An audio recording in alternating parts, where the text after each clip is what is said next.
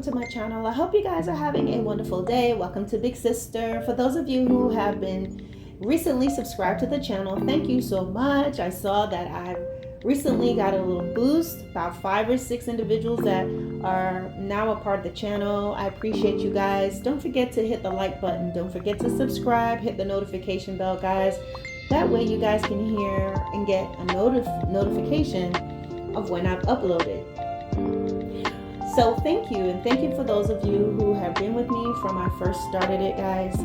So we're going to be talking about long distance relationships. Long distance relationships, do they work? Some people say they do, some people say they don't. And I think it just depends on the individuals, okay?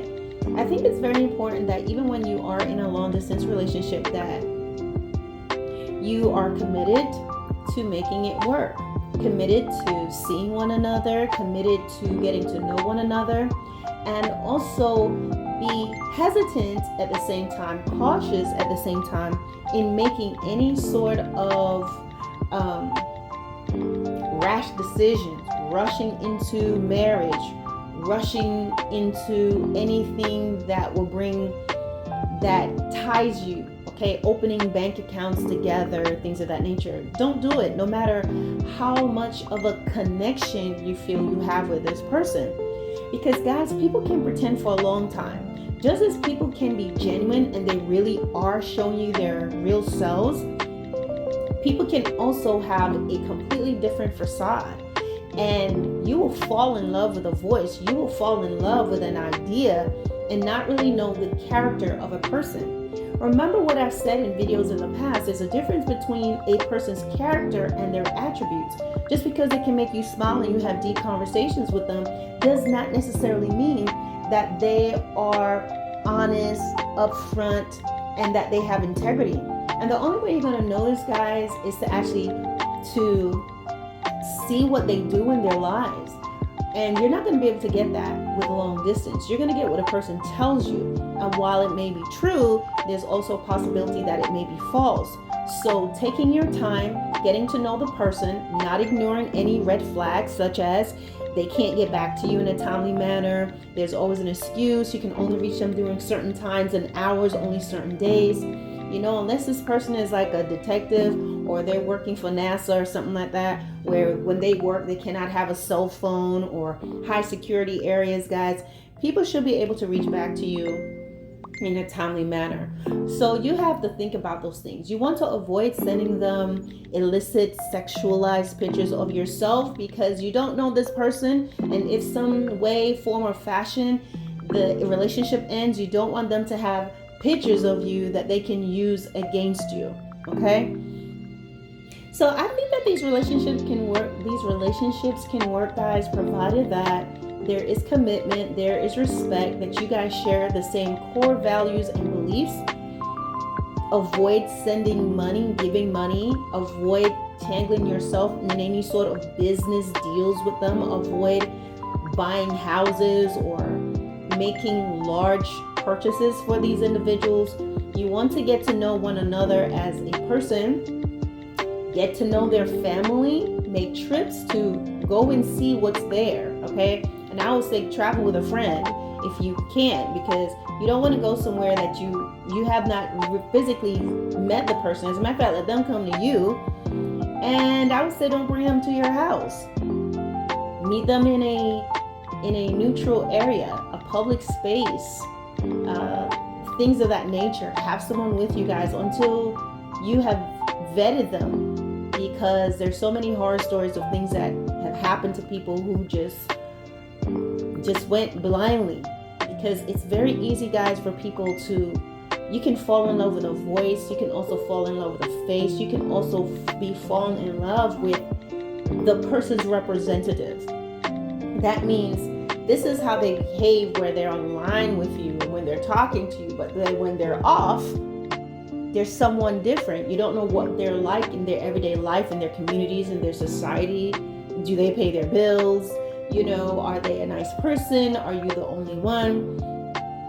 So if and when red flags comes up, don't ignore it. I wouldn't say jump to conclusions, but definitely not ignore it and investigate. For those of you that this is a really nice person, then of course this person should be interested in knowing your family and your friends, and you want to have someone with you, a relative, a family member, someone who knows about this individual, so it's just not you and them and they're trying to have you keeping secrets, and you get to know their family and put boots on the ground where they are eventually to see who is who, travel with a good friend or family.